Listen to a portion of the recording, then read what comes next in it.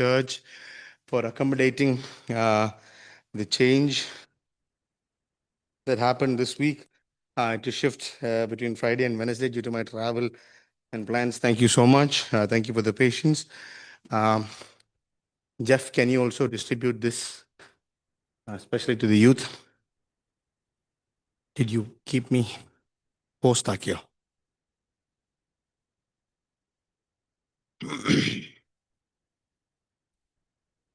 1 കൊരിന്ത്യർ 6-ാം അധ്യായം വളരെ ഗഹനമായ വിഷയങ്ങളായിരുന്നു നാം സംസാരിച്ചത്. പ്രസംഗിക്കാനായിട്ട് ആളുകൾ പോർഷൻസ് തിരഞ്ഞെടുക്കുമ്പോൾ സാധാരണ തിരഞ്ഞെടുക്കാത്ത പോർഷൻസ് ആണ് 6-ാം അധ്യായം. അതിനേക്കാൾ ആരും അങ്ങനെ പ്രസംഗിക്കുന്ന കേൾക്കുവോ അല്ലെങ്കിൽ ഇതിൻ്റെ കമൻട്രീസ് ഉണ്ടെങ്കിലും ഈ 7-ാം അധ്യായത്തിലേക്ക് വരുമ്പോൾ you don't find much content, you don't find people discussing about it, because chapter 7 is particularly complicated because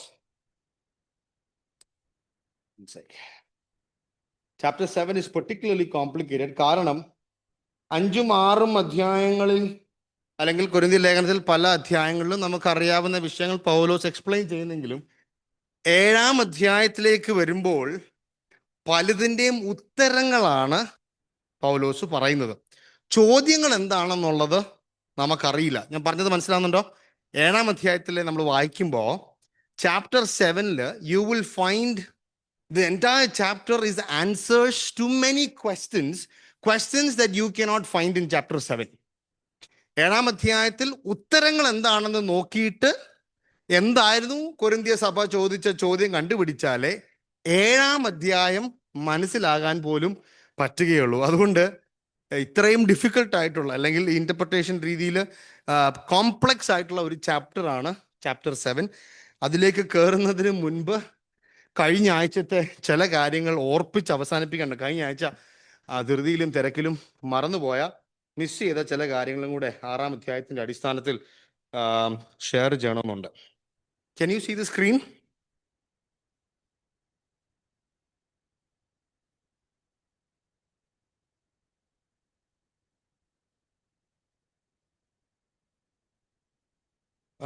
Jubal, can you put this on this? Yeah.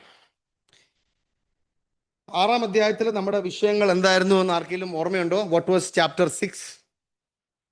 Chapter 6, sexual immorality. അല്ലേ? was lawsuits, വ്യവഹാരം. അത് കഴിഞ്ഞതിന് ശേഷം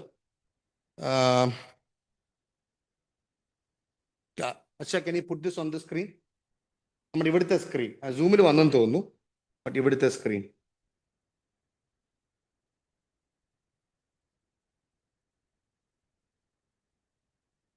ആറാം അധ്യായത്തിൽ നമ്മൾ cover ചെയ്ത വിഷയങ്ങൾ വേർ sexual immorality, lawsuits, അത് കഴിഞ്ഞിട്ട് sexual immorality, and we came to how Paul is explaining that the immoral, എന്ന് വെച്ചാൽ sexual immoral സിന്നിൽ നിന്ന് ഓടുക എന്നുള്ളതാണ്. ഒരു കാര്യം എനിക്ക് പ്രത്യേകിച്ച് പറയണമെന്ന് ആഗ്രഹമുണ്ടായിരുന്ന ഒരു കാര്യം, only 2 sins in the Bible is written, flee. One is this, the second one I'll give Benaiah the prerogative to explain his. Resist the devil and he will flee from you. ഇല്ലേ? 1 തിമോത്തിയോസ് 4-ാം അധ്യായത്തിൽ സാത്താനോട് എതിർത്ത് നിൽക്കുക, അവൻ നിന്നിൽ നിന്ന് ഓടിപ്പോ. ഈ പാപം പക്ഷെ അങ്ങനെയല്ല. ഈ പാപം യു ഫ്ലീ ഫ്രം ദിസ് എന്നാണ്. നീ എതിർത്ത് നിൽക്കാനും നോക്കണ്ട, നീ ചുറ്റിപ്പറ്റി ഇതിനെ തടയാനും നോക്കണ്ട. സംഭവം അടുത്ത് വന്നാൽ തന്നെ നീ മുങ്ങിക്കോണം, അല്ലേ?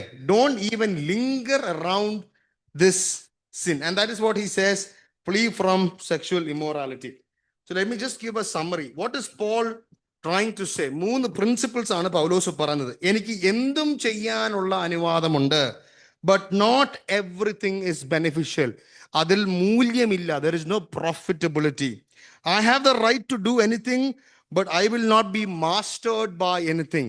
ഒന്നിനും എന്നെ കീഴ്പ്പെടുത്തുവാൻ, ഒരു ശൈലിക്കും ഒരു ശക്തിക്കും ഒരു പാപത്തിനും ഒരു പ്രവണതയ്ക്കും ഒരു തത്വത്തിനും എന്നെ മാസ്റ്റർ ചെയ്യുവാൻ ഇടയാകരുത്.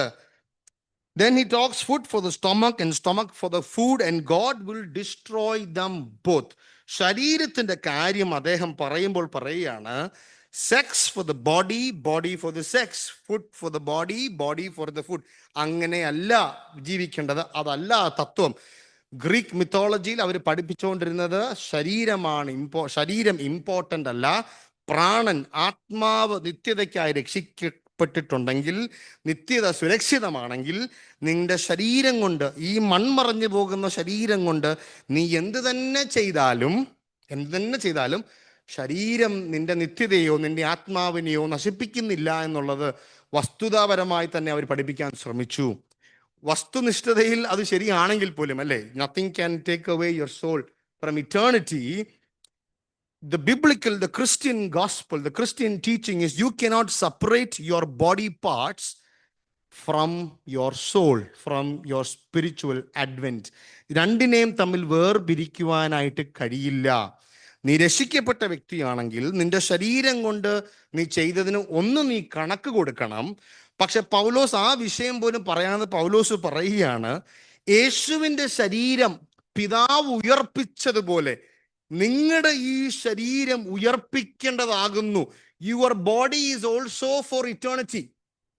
ദ്രവത്വമുള്ള മർത്യതയിലേക്ക് നയിക്കപ്പെടുന്ന ഈ ശരീരമുണ്ടല്ലോ, നാം തിന്നുകയും കുടിക്കുകയും ഈ ശരീരത്തിൽ നമ്മുടെ ഇഷ്ടാനിഷ്ടങ്ങൾ അനുസരിച്ച് എൻ്റെ ശരീരത്തെ ഞാൻ പ്രവർത്തിപ്പിക്കുന്ന ഈ ശരീരം, ഇതിനൊരു നിത്യ മൂല്യതയുണ്ട്. There is an eternal value. ശരിയാണ്, ഇത് മണ്ണിലേക്ക് പോകും, പക്ഷെ ഈ മണ്ണിൽ നിന്ന് ഉയർപ്പിക്കും. ഈ ശരീരം നിത്യതയ്ക്കുള്ളതാണ്. ഈ ശരീരത്തിന്റെ ന്യൂനതകൾ മാറ്റി ദൈവം ക്ലീൻ ആക്കി, ദൈവം തേജസ്കരിക്കപ്പെട്ട ശരീരങ്ങൾ കൂടിയാണ് പോകുന്നത്. പക്ഷെ ഈ മണ്ണ് തന്നെയാണ്, ഈ മണ്ണായ ശരീരമാണ് ദൈവം തേജസ്കരിക്കപ്പെടുന്നത്. അതുകൊണ്ട് നിന്റെ ശരീരത്തിൽ നീ എന്തു ചെയ്താലും നിത്യതയ്ക്കുള്ള ഇമ്പാക്റ്റും ഉണ്ടെന്നാണ് പൗലോസ്. വളരെ ബ്യൂട്ടിഫുൾ ആയിട്ടല്ലേ, വളരെ പ്രിൻസിപ്പിൾ, തത്വാധിഷ്ഠിതമായ ഒരു പ്രസ്താവനയാണ് അപ്പോസ്തലനായ പൗലോസ് അവിടെ രേഖപ്പെടുത്തുന്നത്. And so he saying, principally you are going to be raised with this body, and so therefore what you do with your body, don't take your body lightly. Couple of things that I wanted to clear is, some people came and asked me after that. appo chela chodyangalude uttaram njan onnu parayan aagrahikkunnu. There are 5 things that Paul talks about. I just want to give a summary. Body is for the Lord and the Lord is for the body. Reason number 1, ദൈവം കർത്താവിനെ ഉയർപ്പിച്ചതുപോലെ തൻ്റെ ശക്തിയാൽ നിങ്ങളെയും ഉയർപ്പിക്കും. ശരീരം എന്ത് ചെയ്യുന്നു എന്നുള്ളത് നിങ്ങൾ ശ്രദ്ധിക്കണം. 2, എൻ്റെ ശരീരഭാഗങ്ങൾ ഞാൻ യേശുക്രിസ്തുവിൻ്റെ ഉദ്ദേശത്തിൽ നിന്നും തൻ്റെ പരിശുദ്ധിയിൽ നിന്ന് വേർപിരിച്ച് ഞാനൊരു പ്രവൃത്തി ചെയ്താൽ അത് ക്രിസ്തുവിനോടുള്ള എൻ്റെ ബന്ധത്തെ അത് വിച്ഛേദിക്കുന്നു. 3, നെഗറ്റീവ് ആസ്പെക്റ്റിൽ പൗലോസ് പറയുന്നത്, sexual immorality violates the principle and ethos of marriage. വിവാഹത്തിൽ കമ്മിറ്റഡ് റിലേഷൻഷിപ്പിൽ യഹോവയായ ദൈവം എങ്ങനെയാണോ സെക്ഷൽ റിലേഷൻഷിപ്പിനെ കീപ്പ് ചെയ്തത് അത് തന്നെ സൂക്ഷിക്കണം. അതുകൊണ്ട് any relationship outside the bounds of marriage violates the principle of marriage. 4, sexual sins violate against his own body. You are violating your own body. 5, violations against your own body is equal to violation against the Holy Spirit. അല്ലേ? എന്താ കാരണം? The sanctum sanctorum, അല്ലേ? ദൈവത്തിന്റെ അതിപരിശുദ്ധനായ ദൈവം, അതിപരിശുദ്ധ സ്ഥലത്ത് വസിക്കുന്ന ദൈവം തൻ്റെ പരിശുദ്ധാത്മാവിനാൽ എൻ്റെ ശരീരത്തിൽ അധിവസിക്കുന്നത് കൊണ്ട് എൻ്റെ body is the carrier of the most holy god. അതുകൊണ്ട് any sin that I do with my body is a violation against the sanctum sanctorum of my body. Are you with me? Okay. Then violation against the Holy Spirit is equal to violation against the price or the owner who purchased you. എൻ്റെ ശരീരത്തിന്, എൻ്റെ ആത്മാവിന് ദൈവം കൊടുത്ത വിലക്കെതിരെയാണ് ഞാൻ പ്രവർത്തിക്കുക. പൗലോസ് പറയുകയാണ്, നിങ്ങളെ വിലക്ക് വാങ്ങിയിരിക്കുന്നു. അതുകൊണ്ട് നിന്റെ ശരീരം ആരുടെ വകയാ? ദൈവത്തിന്റെ വകയാ. അതുകൊണ്ട് ഉടമസ്ഥാവകാശം ദൈവത്തിന്റെ ആണെങ്കിൽ, നിന്റെ സ്വയത്തിൽ നീ ചെയ്യുന്ന കാര്യങ്ങൾ യഹോവയ്ക്കെതിരെയാണെങ്കിൽ നിന്റെ ഉടമസ്ഥനെതിരെ നീ പ്രവർത്തിക്കുന്നു, അല്ലേ? ഒരു ലാൻഡ് ഓഫ് പ്ലോട്ട് മേടിച്ച് കഴിഞ്ഞ് ഉടമസ്ഥൻ പാട്ടവകാശത്തിന് ആർക്കെങ്കിലും കൊടുത്താൽ എന്താ കൊടുക്കുന്നത്? ഇന്ന കൃഷി ഇന്ന സമയം കൊണ്ട് വിളവെടുത്ത് ചെയ്തോ എന്നാണ് കൊടുത്തിരിക്കുന്നത്. നമ്മൾ റബ്ബറാ കൊടുത്തെങ്കിൽ അവൻ കൊണ്ട് പൈനാപ്പിളോ അവൻ കൊണ്ട് കുരുമുളകോ അല്ലെങ്കിൽ ആ മണ്ണ് നശിപ്പിക്കുന്ന വേറെ എന്തെങ്കിലും ചെയ്താൽ നമ്മൾ സമ്മതിക്കുമോ? പാട്ടത്തിന്റെ പരിപാടി അവസാനിപ്പിച്ച് ലീഗൽ എഗ്രിമെന്റ് വയലേറ്റ് ചെയ്ത് അല്ലേ, we stop that agreement. Similarly, Paul is saying your body belongs to the Lord, and therefore whatever you do with your body, if it is against the master, it is against the ownership structure which God has purchased you for. And therefore he comes, and that is against the Trinitarian God. Couple of things also I want to share. A couple of them asked a couple of good questions, especially young boys and girls. Sexual desire is a good desire. Sexual desire is a good desire. It is given by God for the purpose of procreation and for man's pleasure.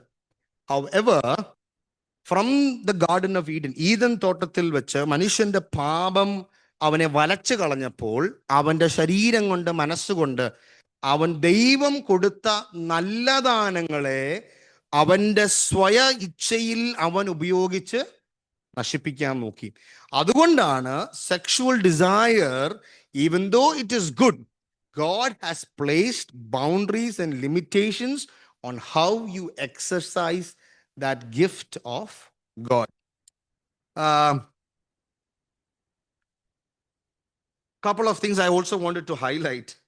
കർത്താവ് പൗലോസ് പറഞ്ഞ ഈ വാക്യത്തില് 6-ാം അധ്യായത്തിന്റെ അവസാനത്തെ വാക്യം ഒന്ന് വായിക്കാമോ? 19-ാമത്തെ വാക്യം, 19-20 ഒന്ന് വായിക്കാം ആശംസ.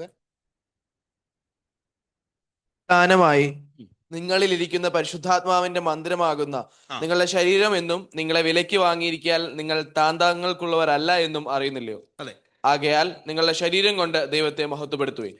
One thing that I wanted to highlight, it is not directly mentioned in this scripture, this interpretation, but you are brought with a price. So in one language, Paul is saying you are brought into freedom.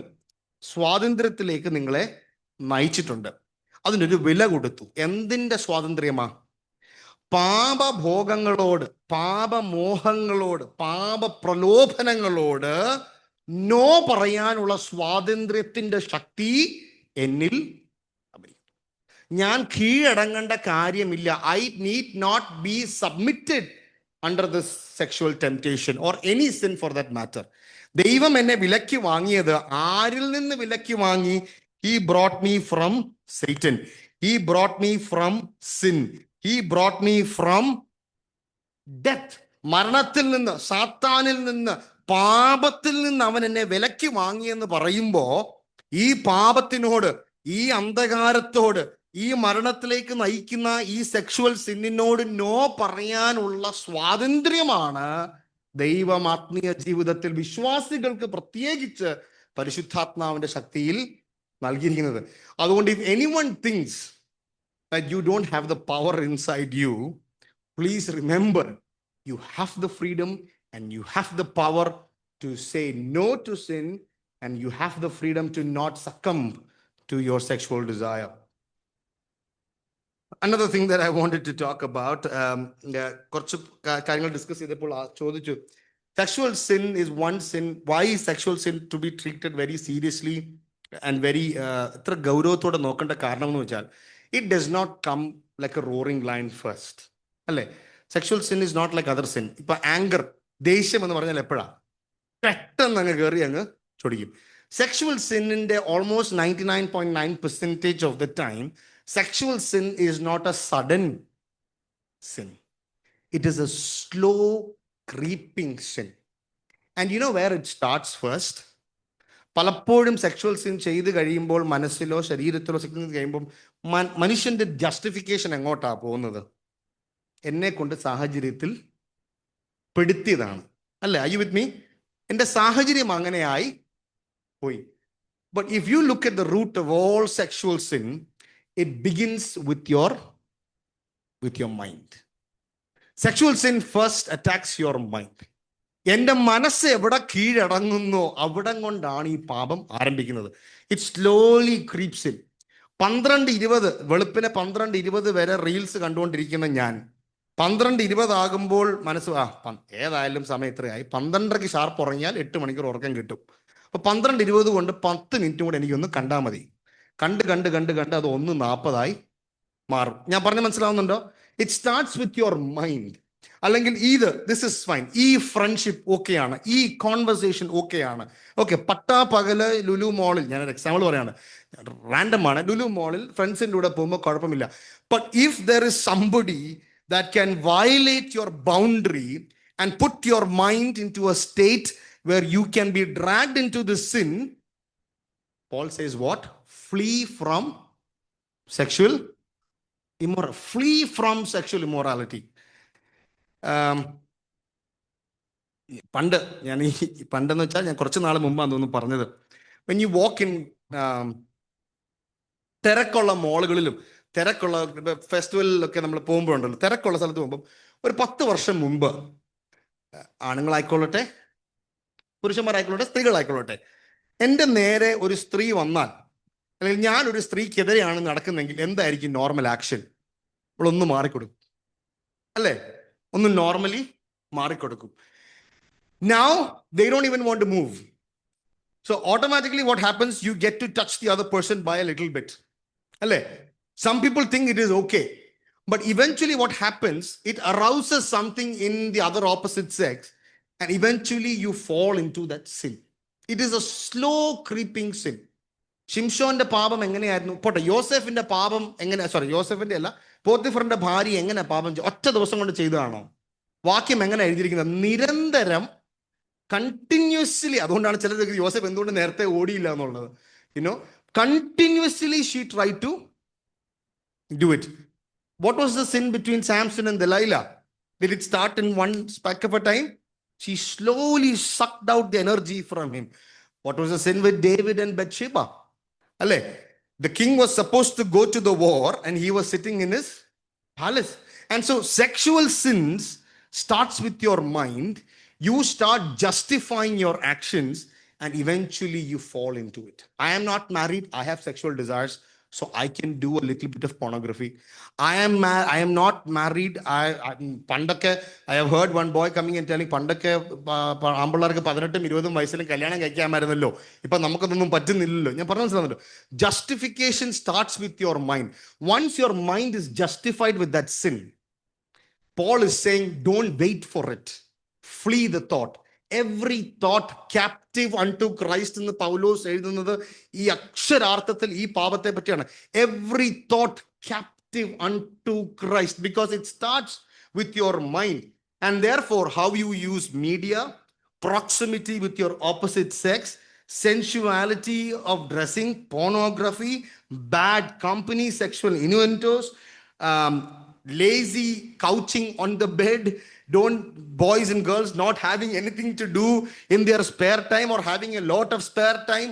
These are all opportunities that Satan can take us into a different line. And therefore, please don't, I'm using this exact word, please don't flirt with the sexual thought in your mind. It will definitely lead you to an immorality. Are you with me? Don't keep that mind in your thought. So don't keep a thought in your mind.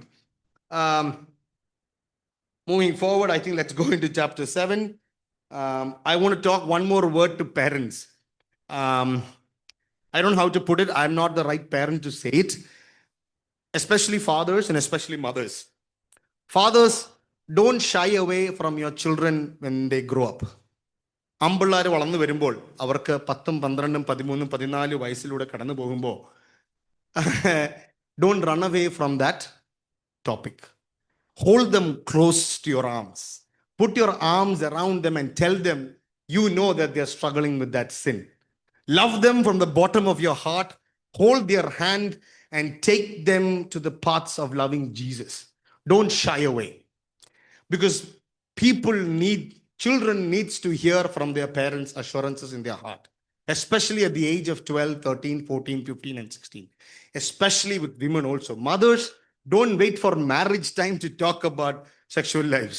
When they hit their maturity levels, Put your arms around your girls and tell them it's okay to struggle. We will pray for you. Hold their hand, walk with them, talk to them about it, give them practical ways. In the night, if they are sleeping, you don't sleep 2 nights with them. Let them have the openness to come and tell you, because they will not open it up to anybody else, at least till the age that they are confident about it. Are you with me? അല്ലേ? നമുക്കൊക്കെ ഇപ്പൊ 23-24 വയസ്സും പ്രായമായപ്പോഴും ഇതിനെപ്പറ്റി ആരോടും സംസാരിക്കാൻ, ഇങ്ങനെ ഒരു സീനിൽ ഞാൻ സ്ട്രഗിൾ ചെയ്യാണെന്ന് പറയാനായിട്ട്, അല്ലേ? നമുക്ക് പേടിയായിരുന്നു. ഞാൻ നമ്മുടെ പേരന്റിങ് സ്റ്റൈലിനെ പറ്റിയല്ല പറയുന്നത്. I am just saying, nowadays there are a lot of avenues for them to go and talk it, and there are people to encourage it, especially in schools. ഇപ്പൊ ഞങ്ങളൊക്കെ പഠിച്ച സ്കൂളിലൊക്കെ even among boys, once in a while a conversation varigayullu, അല്ലെങ്കിൽ when you're in 8th or 9th, 10th. But now this is a regular conversation, so their avenues are limited to talk sense into their head, and they will, Sunday school teachers don't talk about it, churches shy away from this conversation, mentors shy away from this conversation, and therefore parents have the confidence, leave that social barriage, that barrier, and go to your sons in the middle of the night and talk to them. Put your hands around them. Girls, sisters, put your hands around your little girls. Love them, wrap them around your hands and tell them, we are praying for you. We will overcome this together. You have no idea how much impact it will make into their holiness. Are you with me? Sorry, I took a little more time than expected. Okay. And those of you who are struggling with this, and those of you who have struggled with this in the past, there is no burden that Jesus Christ cannot lift. There is no struggle that he cannot take you out from. There is no power that can conquer the power inside you. എന്നിൽ വ്യാപരിക്കുന്ന ശക്തിയെ കീഴ്പ്പെടുത്താൻ ഒരു സാത്താനും ഒരു മീഡിയയ്ക്കും ഒരു proximity of opposite സെക്സിനും കഴിയില്ല എന്നൊരു തിരിച്ചറിവ് ഉണ്ടാകണം. If there's anything ഏറ്റുപറയേണ്ടത്, എന്തെങ്കിലും കർത്താവിന്റെ സന്നിധിയിൽ ഏറ്റുപറയാനുണ്ടെങ്കിൽ അത് ഏറ്റുപറഞ്ഞ് ക്ലീൻ ആകേണ്ടത് നമ്മുടെ ജീവിതത്തിലെ പ്രയോറിറ്റിയാണ്. പണ്ട് ചെയ്ത പാപങ്ങൾ മനസ്സുകൊണ്ടോ ശരീരം കൊണ്ടോ പരിശുദ്ധാത്മാവിനോട് പ്രാർത്ഥിക്കുക. എന്തെങ്കിലും കാര്യം എൻ്റെ ജീവിതത്തിൽ ഞാൻ ഏറ്റുപറയാൻ ബാക്കിയുണ്ടെങ്കിൽ കർത്താവെ ഓർമ്മപ്പെടുത്തുക. ഞാൻ മുട്ടുമേൽ നിന്ന്, കർത്താവ് ഈ പാപങ്ങൾ ഞാൻ ചെയ്തു, മനസ്സിൽ ചെയ്തു, ശരീരത്തിൽ ചെയ്തു, മറ്റുള്ള സുഹൃത്തുക്കളോടൊപ്പം ഞാൻ ചെയ്തു, forgive me and trust me, the baggage, your hearts will be lighter and Jesus will help you drive that conversation moving. Moving on to chapter 7. Ashams, can you read slowly from verse 1 to verse 5? നിങ്ങൾ എഴുതി അയച്ച സംഗതികളെക്കുറിച്ച് എൻ്റെ അഭിപ്രായം എന്തെന്നാൽ, സ്ത്രീയെ തൊടാതിരിക്കുന്നത് മനുഷ്യന് നല്ലത്. എങ്കിലും ദുർനടപ്പ് നിമിത്തം ഓരോരുത്തന് സ്വന്തം ഭാര്യയും ഓരോരുത്തിക്ക് സ്വന്തം ഭർത്താവും ഉണ്ടായിരിക്കട്ടെ. ഭർത്താവ് ഭാര്യയ്ക്കും ഭാര്യ ഭർത്താവിനും കടംപെട്ടിരിക്കുന്നത് ചെയ്യട്ടെ. ഭാര്യയുടെ ശരീരത്തിന്മേൽ അവൾക്കല്ല ഭർത്താവിനത്രേ അധികാരമുള്ളത്. അങ്ങനെ ഭർത്താവിന്റെ ശരീരത്തിന്മേൽ അവനല്ല ഭാര്യയ്ക്കത്രേ അധികാരം. പ്രാർത്ഥനയ്ക്ക് അവസരമുണ്ടാകുവാൻ ഒരു സമയത്തേക്ക് പരസ്പര സമ്മതത്തോടെ അല്ലാതെ തമ്മിൽ വേർവിട്ടിരിക്കരുത്. നിങ്ങളുടെ അജിതേന്ദ്രിയം നിമിത്തം സാത്താൻ നിങ്ങളെ പരീക്ഷിക്കാതിരിക്കേണ്ടതിന് വീണ്ടും ചേർന്നിരിപ്പിൻ. Okay, before we go to this chapter, there are a couple of things that I want to give context to. കാരണം ഈ അധ്യായത്തിൽ ഇപ്പൊ ഈ വായിച്ച അധ്യായം ഭാര്യയും ഭർത്താവും തമ്മിലുള്ള റിലേഷൻഷിപ്പിന്റെ ബേസിലാണ്. 6-ാം അധ്യായത്തിലേക്ക് വായിക്കുമ്പോൾ പൗലോസ് പറയാണ്, ബീയിങ് സിംഗിൾ ഈസ് ഓക്കെ, അല്ലെങ്കിൽ എന്നെ പോലെ തന്നെ സിംഗിൾ ആകൂ എന്ന് പൗലോസ് പറയുന്നുണ്ട്. എന്തുകൊണ്ട് അങ്ങനെ പറഞ്ഞു? Is marriage better or is singlehood better?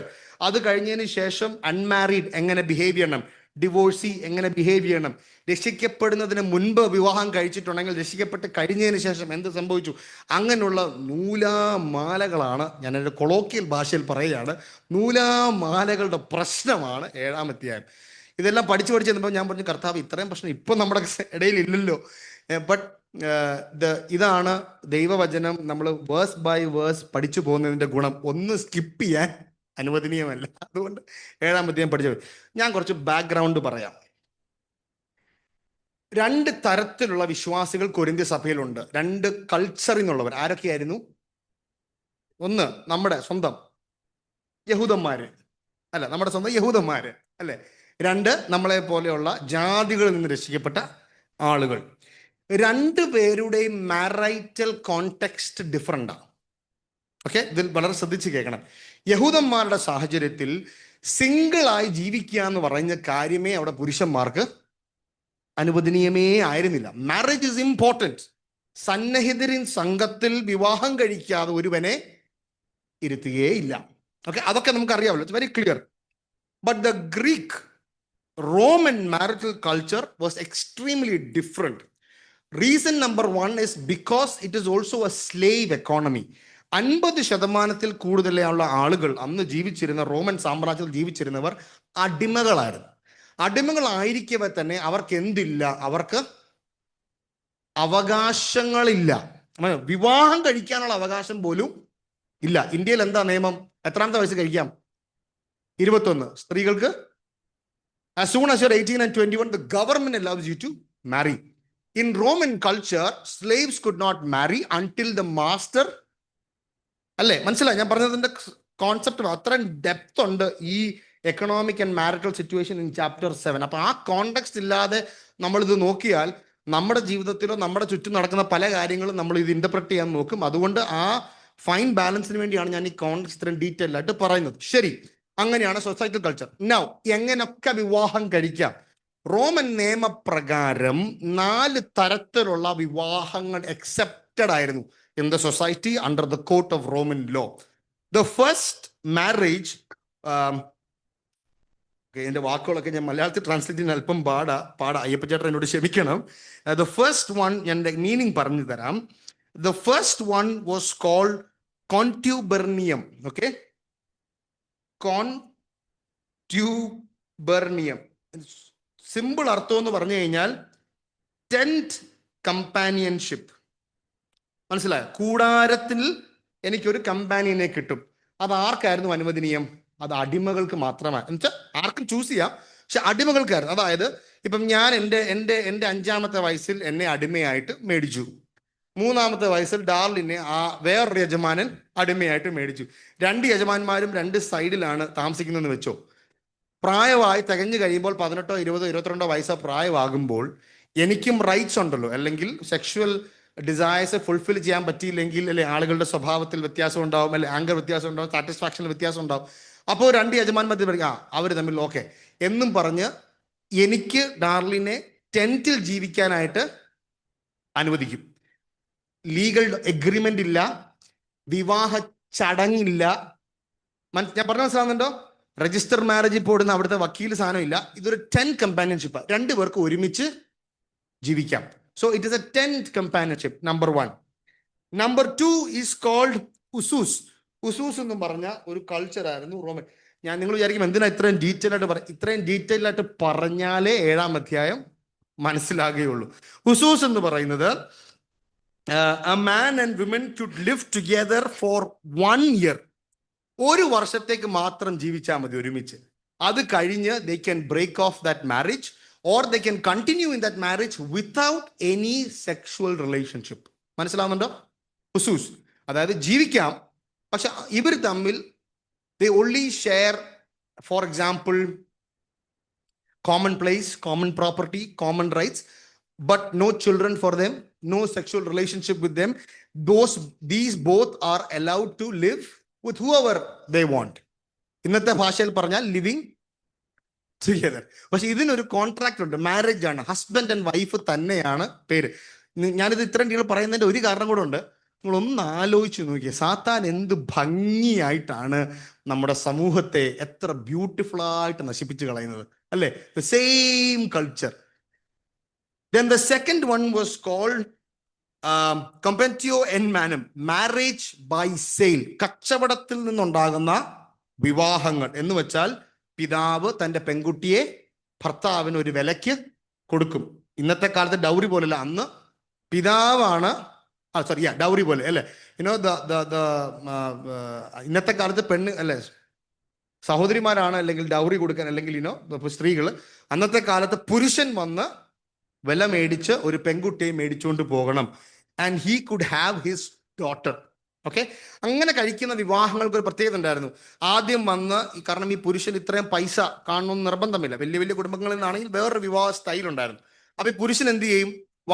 നമ്മൾ ലാൻഡ് പർച്ചേസ് ചെയ്യുന്നതിൽ ഒരു ടോക്കൺ അഡ്വാൻസ് കൊടുക്കും. അപ്പൊ എന്ത് ചെയ്യും വീട്ടുകാരെല്ലാം കൂടെ?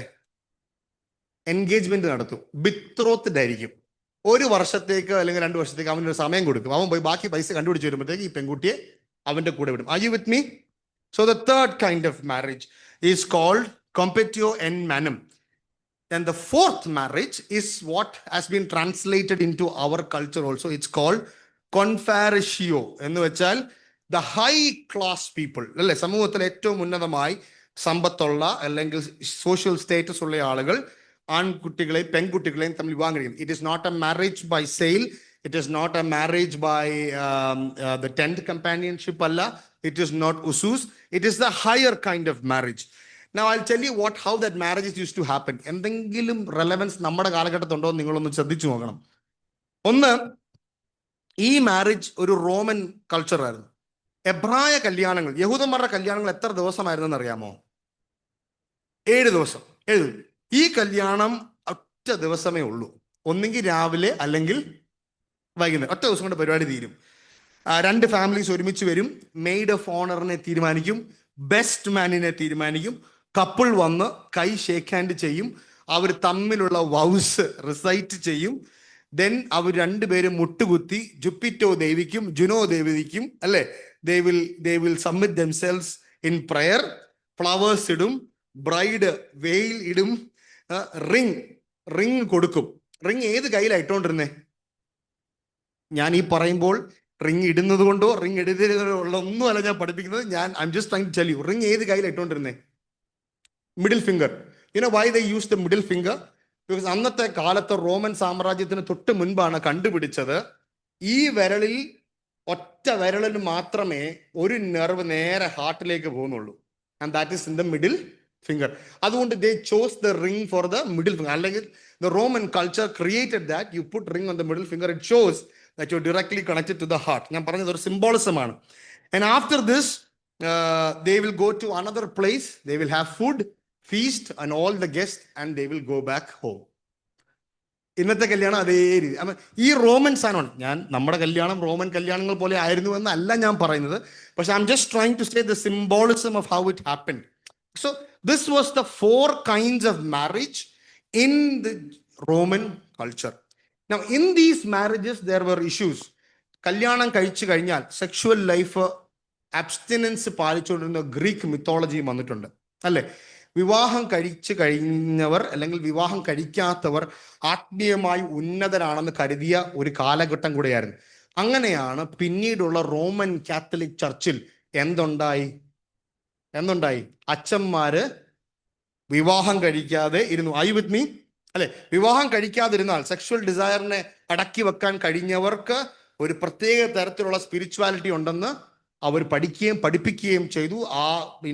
ഡെഡിക്കേറ്റഡ് ടു ദിയർ ഗോഡ്സ് എന്ന കൾച്ചർ ഒക്കെയാണ്. അതൊക്കെയാണ് പിന്നീട് സഭകളിലേക്ക് ആ കൾച്ചർ വരുന്നത്.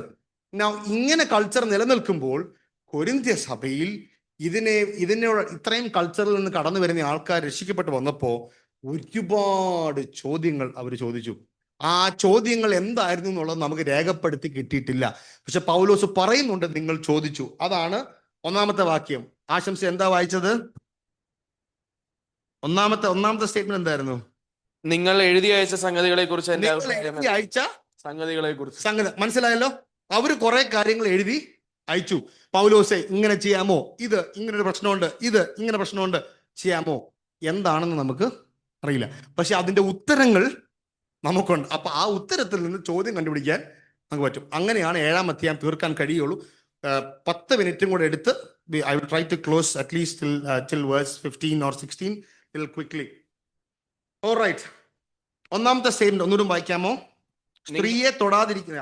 സ്ത്രീയെ തൊടാതിരിക്കുന്നത് മനുഷ്യന് നല്ലത്. മലയാളത്തിലെ ട്രാൻസ്ലേഷനിൽ കുഴപ്പമുണ്ട്, പല ട്രാൻസ്ലേഷനിലും ആ കുഴപ്പമുണ്ട്. It is not good for man to touch a woman എന്നുള്ളതാണ്. ഒറിജിനൽ ഭാഷയിൽ എഴുതിയിരിക്കുന്നത് it is not good for a man, it is good for a man not to have sexual relations with a woman. Sexual ഇമ്മോറാലിറ്റിക്ക് ഉപയോഗിച്ച അതേ പദമാണ് ഇവിടെ ഉപയോഗിച്ചിരിക്കുന്നത്. So what Paul is essentially saying is legally bound അല്ലാത്ത അല്ലെങ്കിൽ ദൈവം അനുവദിക്കാത്ത ഒരു ബന്ധത്തിൽ കയറി ഒരു സ്ത്രീയെ തൊടുന്നത്, സെക്ഷുവൽ റിലേഷൻഷിപ്പിലേക്ക്, അക്ഷരാർത്ഥത്തിൽ തൊടുന്ന കാര്യമല്ല പൗലോസ് പറയുന്നത്. സെക്ഷുവൽ റിലേഷൻഷിപ്പിലേക്ക് പ്രവേശിക്കുന്നത് പുരുഷന് നല്ലതല്ല. That does not mean that no sexual relationships are allowed. Are you with me? Is talking about clear sexual immorality. രണ്ടാമത്തെ വാക്യം കുറച്ചുകൂടെ മനസ്സിലാവും ആശംസ്.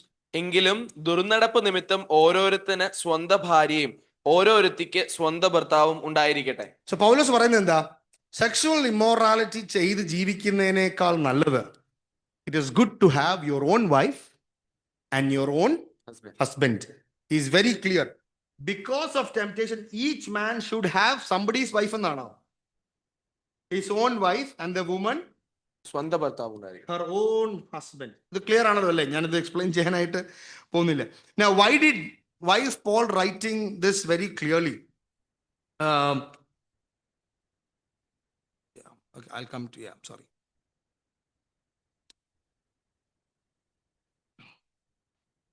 Okay, so what is Paul trying to say? It is good, but because of temptation marry your own. And Paul is saying, he's simply answering the argument that everybody, if you are having sexual desire strong enough, marry. Because ഏഴാം അധ്യായത്തിന്റെ 5 വാക്യത്തിലേക്ക് വരുമ്പോൾ he's talking about singleness. So what he's trying to essentially divide is, how do you decide if you want to be a single person, or how do you decide if you want to be a married person? ഇത് രണ്ടിലും എങ്ങനെ തീരുമാനിക്കാം? എനിക്കൊന്ന് കഴിഞ്ഞ ദിവസം ഷൈനോ അങ്ങനെ നമ്മൾ കണ്ട് സംസാരിച്ചൊരു വിഷയമാണെന്ന് തോന്നുന്നു. How do you decide? And Paul is talking very clearly on the lines of how you decide you can be a single person or you decide to marry. Now, third one, Paul is directly hitting the heart of marriage. What is it? മൂന്നാമത്തെ വാക്യം. ഭർത്താവ് ഭാര്യയ്ക്കും ഭാര്യ ഭർത്താവിനും കടംപെട്ടിരിക്കുന്നത് ചെയ്യട്ടെ.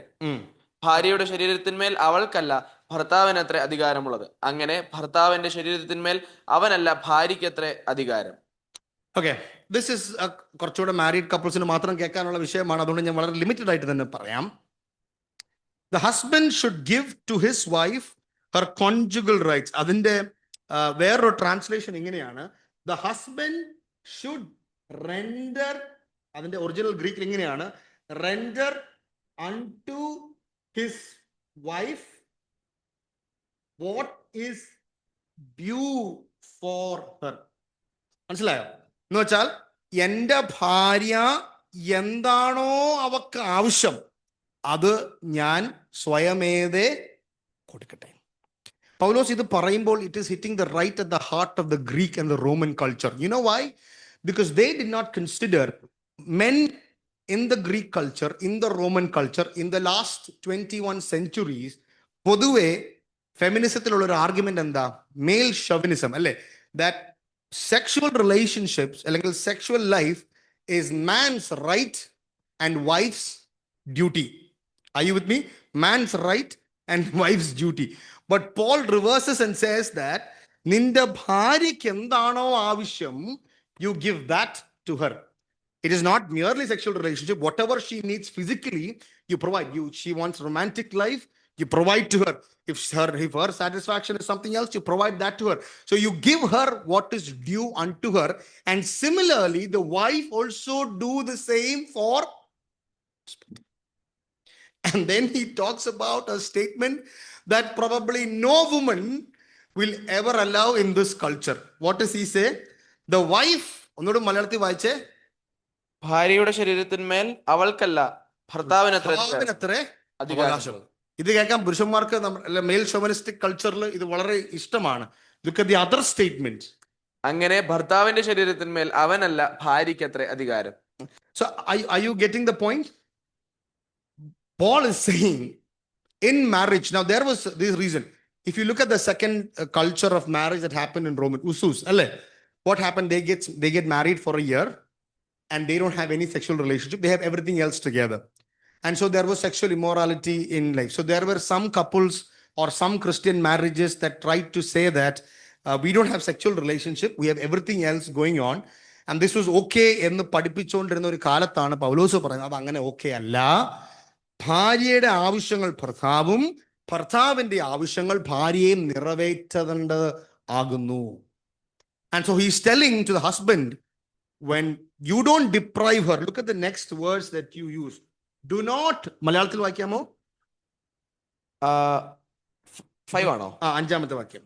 പ്രാർത്ഥനയ്ക്ക് അവസരമുണ്ടാകുവാൻ ഒരു സമയത്തേക്ക് പരസ്പര സമ്മതത്തോടെ അല്ലാതെ തമ്മിൽ വേർപെട്ടിരിക്കരുത്. Do not വേർപെട്ടിരിക്കുന്ന അത് ആ ഭാഷ കറക്റ്റല്ല. ഡു നോട്ട് ഡിപ്രൈവ് എന്ന അതിന്റെ ഒറിജിനൽ ഭാഷ എന്ന് പറയുന്നത് 6-ാമത്തെ അധ്യായം 8-ാം വാക്യത്തിൽ നമ്മൾ സഹോദരന്മാർ തമ്മിൽ കേസ് കൊടുക്കുന്ന കാര്യത്തിൽ ഒരു കാര്യം പറഞ്ഞായിരുന്നു. Do not defraud your brother എന്നുള്ളത്, അല്ലെ? നിന്റെ സഹോദരനെ നീ ചതിക്കരുതെന്ന് എഴുതിയിട്ടുണ്ട്. അതേ വാക്കാണ് ഇവിടെ ഉപയോഗിച്ചിരിക്കുന്നത്. നിന്റെ ഭാര്യയെയോ നിന്റെ ഭർത്താവിനെയോ നീ ചതിക്കരുത്. അവർക്ക് അവകാശമായിട്ടുള്ളത്, അവർക്ക് ആവശ്യമായിട്ടുള്ളത് നീ പിടിച്ചു വെക്കാനായിട്ട് പാടില്ല. You should do it with full submission to the Lord, as unto the Lord. Your body belongs to your wife and her body belongs to you, and therefore sexual lives is encouraged and cannot be withheld from your spouse, unless and until you come to an agreement for why you are withholding it. Are you with me? For prayer, for spiritual this thing. For example, I remembered, if you go to Exodus chapter 19, പുറപ്പാട് പുസ്തകം 19-ാം അധ്യായം, you just find the verse.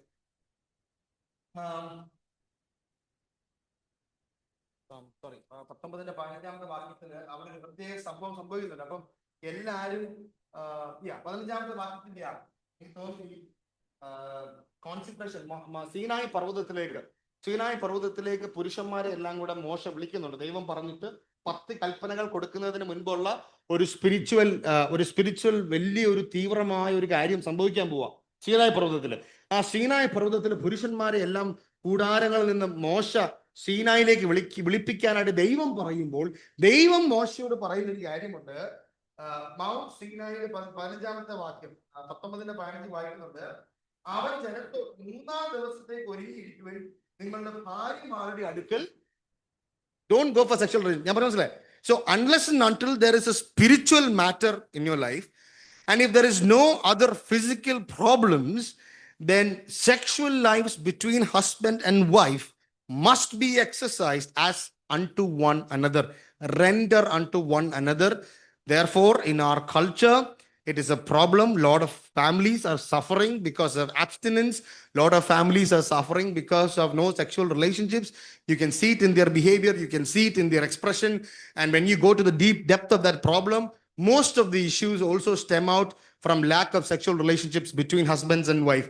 And therefore, എനിക്ക് വേറെ option ഇല്ല. 7-ാം അധ്യായത്തിൽ ഇത് വന്നതുകൊണ്ടാണ് പറയുന്നത്, it is very important that husbands and wives sit together and talk about this. It is absolutely critical, because Paul himself very clearly mentions that unless you devote yourselves to prayer but then come together again. Why does he say that? 5-ാം അധ്യായത്തിന്റെ അവസാന ഭാഗം ഒന്ന് വായിക്കാമോ ഒന്നുകൂടെ?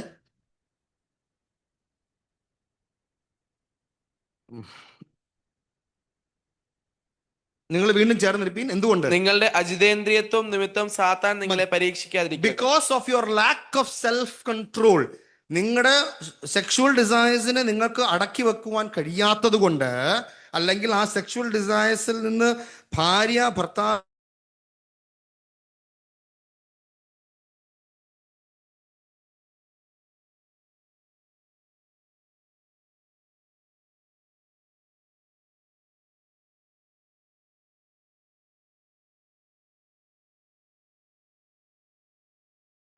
if you look at the husbands, പൗലോസിന്റെ ആ sequence എനിക്ക് അങ്ങോട്ട് മറക്കാൻ പറ്റുന്നില്ല. പൗലോസ് പറയാണ്, the husbandനോട് ആദ്യം പറയുന്നത് എന്തുവാ?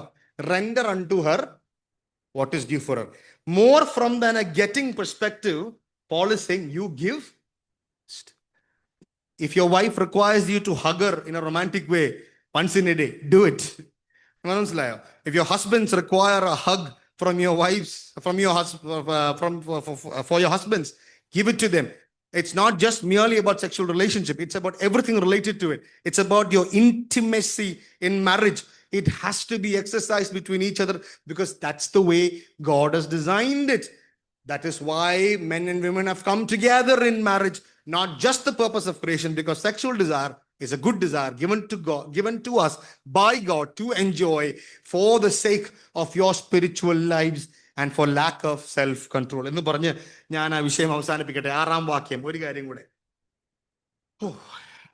ഞാനിത് കൽപ്പനയായിട്ടല്ല അനുവാദമായിട്ടത്രേ പറയുന്നത്. സകല മനുഷ്യരും എന്നെ പോലെ ആയിരിക്കണമെന്ന് ഞാൻ ഇച്ഛിക്കുന്നു. ഓക്കെ, മതി. ഞാൻ ഇതൊരു കൽപ്പനയായിട്ടല്ല, ഇനി എന്തുവാ പറഞ്ഞ കാര്യമല്ല, ഇനി പറയാൻ പോകുന്ന കാര്യം. എന്താ പൗലോസ് പറയാൻ പോകുന്നത്? Remain as I M. എന്താ പൗലോസ്? എങ്കിലും സകല മനുഷ്യരും എന്നെ പോലെ ആയിരിക്കണമെന്ന് ഞാൻ ഇച്ഛിക്കുന്നു. എങ്ങനെ ആയിരിക്കണം? ആത്മീയനായിട്ടിരിക്കണം എന്നാണ് പൗലോസ് ഉദ്ദേശിച്ചത്? അല്ല, സിംഗിൾനെസ്. അത് താഴെ എക്സ്പ്ലെയിൻ ചെയ്യുന്നുണ്ട്. അപ്പൊ പലരും ചോദിച്ചു, പൗലോസ് വിവാഹം കഴിച്ചിട്ടുണ്ടോ ഇല്ലയോ എന്ന്. ബാജിച്ചാൻ എന്ത് തോന്നുന്നു?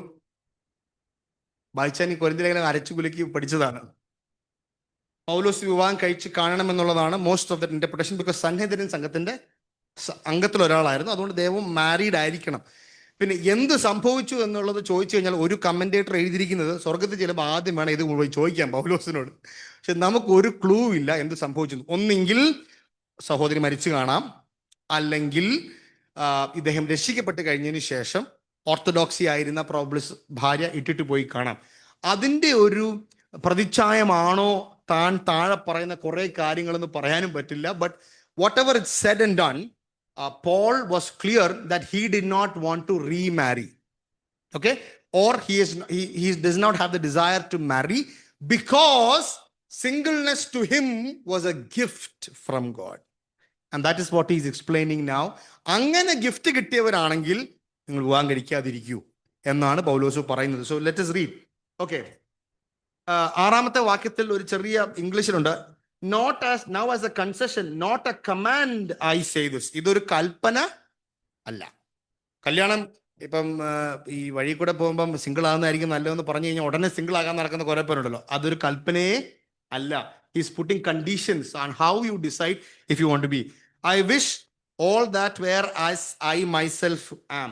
എന്തുകൊണ്ടാണ് 7-ാമത്തെ വാക്യത്തിൽ ഇങ്ങനെ പൗലോസ് പറയുന്നത്? ഞാൻ ആയിരിക്കുന്നത് പോലെ നിങ്ങൾ ആയിരിക്കണമെന്ന് പറഞ്ഞതിന്റെ കാരണം, it is not because singleness is greater than marriage, and in the lower part of the passage he is not saying that marriage is greater than singleness also. He's just saying both are equally important for its respective purposes.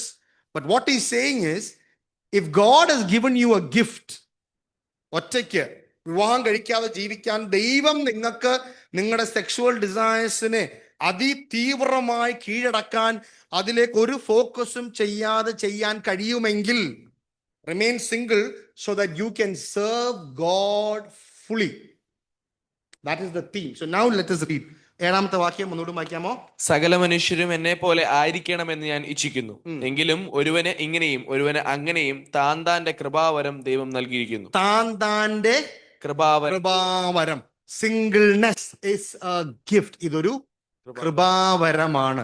സഭയ്ക്ക് gift കൊടുക്കുമ്പോൾ എല്ലാവരെയും single ആക്കാനായിട്ട് പരിശുദ്ധാത്മാവ് തീരുമാനിക്കില്ല. So ഇത് അങ്ങനത്തെ ഇന്റർപ്രിട്ടേഷനിലേക്ക് പോകരുത്. അതുകൊണ്ടാണ് കൃപാവരങ്ങൾ പറയുമ്പോൾ പൗലോസ് ഈ കൃപാവരം അവിടെ മെൻഷൻ ചെയ്യാത്തത്.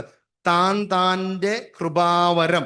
വിവാഹം കഴിക്കാനാണ് ദൈവം എനിക്ക് കൃപ തന്നെങ്കിൽ ഞാൻ വിവാഹം കഴിക്കുക, സിംഗിൾ ആകാനാണ് കൃപാവരം തന്നെങ്കിൽ നീ സിംഗിൾ ആയിക്കൊള്ളൂ എന്നാണ് പറയുന്നത്. And one of the kind. Okay, എന്നിട്ട് 8-ാമത്തെ, വിവാഹം കഴിയാത്തവരോടും വിധവമാരോടും അവർ എന്നെ പോലെ പാർത്തുകൊണ്ടാൽ അവർക്ക് കൊള്ളാം എന്ന് ഞാൻ പറയുന്നു. ജിതേന്ദ്രിയമില്ലെങ്കിലോ അവർ വിവാഹം ചെയ്യട്ടെ, അഴലുന്നതിനേക്കാൾ വിവാഹം ചെയ്യുന്നത് നല്ലത്. മതി. എനിക്ക് തോന്നുന്നു ഇത് നമ്മൾ സമയത്ത് തീർക്കുകയില്ല. So we will continue next week. This is a little complicated. But what Paul is talking about singleness. ആ സിംഗിൾനെസ്സിൽ നമ്മൾ ഇതിന്റെ, നിങ്ങൾ ജസ്റ്റ് ഒന്ന് വീട്ടിൽ ചെന്ന് ഒരു ഉപകാരം എനിക്ക് ചെയ്യാമെങ്കിൽ നിങ്ങൾ വീട്ടിൽ പോയിട്ട് 7-ാം അധ്യായം 1-2 പ്രാവശ്യം വായിക്കാമെങ്കിൽ അടുത്ത പ്രാവശ്യം കുറച്ച് കോംപ്ലിക്കേറ്റഡ് ആണിത്. To the unmarried and the widows, there is one first category. വിവാഹം കഴിക്കാത്തവർ, അതായത് സിംഗിൾ ആയിട്ടുള്ളവരും വിവാഹം കഴിച്ചിട്ട് ഭർത്താവോ ഭാര്യയോ മരിച്ചുപോയ കാറ്റഗറി നമ്പർ 1. അവരെന്ത് ചെയ്യണം? പൗലോസ് പറയാണ്, അവർ സിംഗിൾ ആയിക്കൊള്ളട്ടെ, കുഴപ്പമില്ല. അവർക്ക് സിംഗിൾ ആകാൻ ബുദ്ധിമുട്ടാണോ? സെക്ഷുവൽ ഡിസയേഴ്സ് ഉണ്ടോ? വിവാഹം കഴിച്ചോട്ടെ, കുഴപ്പമില്ല. ദെൻ 10-ാമത്തെ വാക്യത്തിൽ ടു ദ മാരീഡ്, വിവാഹം കഴിച്ചവരോട് എന്തു പറയുന്നു? ഞാനല്ല, കർത്താവ് തന്ന കൽപ്പനയാണ്. ഇവിടെ താൻ മാർക്ക് ചെയ്യുന്നുണ്ട്. 12-ാമത്തെ വാക്യത്തിൽ to the rest I say, ഇത് രണ്ടിലും പെടാത്ത ആളുകളുണ്ട്. അതാരാണ്? കണ്ടുപിടിച്ചോണ്ട് വരിക. ഇതിൽ രണ്ടിലും പെടാത്ത ആൾക്കാരോട് കർത്താവല്ല ഞാനാ പറയുന്നതെന്ന് പറയുന്നുണ്ട് അല്ലേ.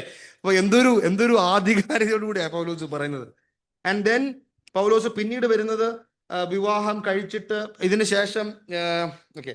ശേഷം വരുന്ന ഭാഗങ്ങളിലെല്ലാം പൗലോസ് പറയുന്ന ഒരു കാര്യം, if you are not, if for example രക്ഷിക്കപ്പെട്ട് കഴിഞ്ഞതിന് ശേഷം വിവാഹം കഴിച്ചു കഴിഞ്ഞതിന് ശേഷമാണ് രക്ഷിക്കപ്പെട്ടത്.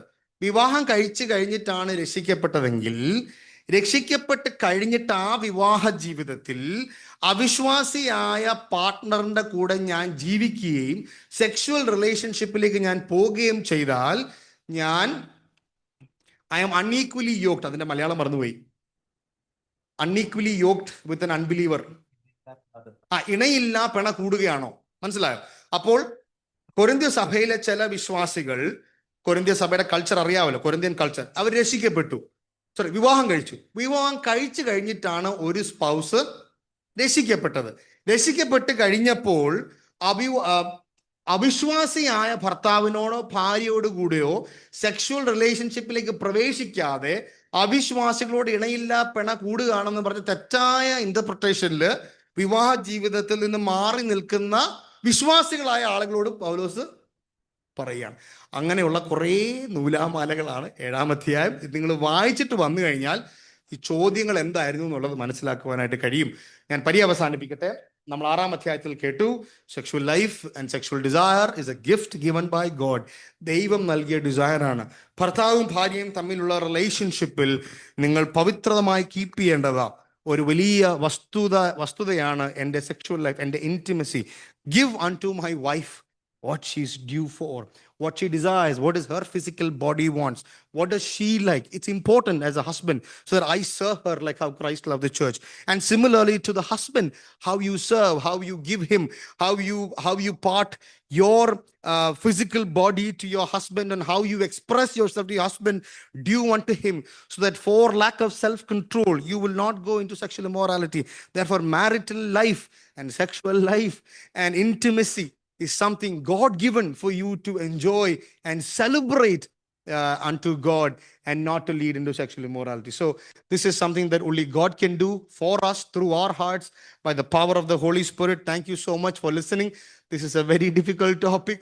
Please pray for me next week also as we navigate and try to close chapter 7. May God's name be glorified.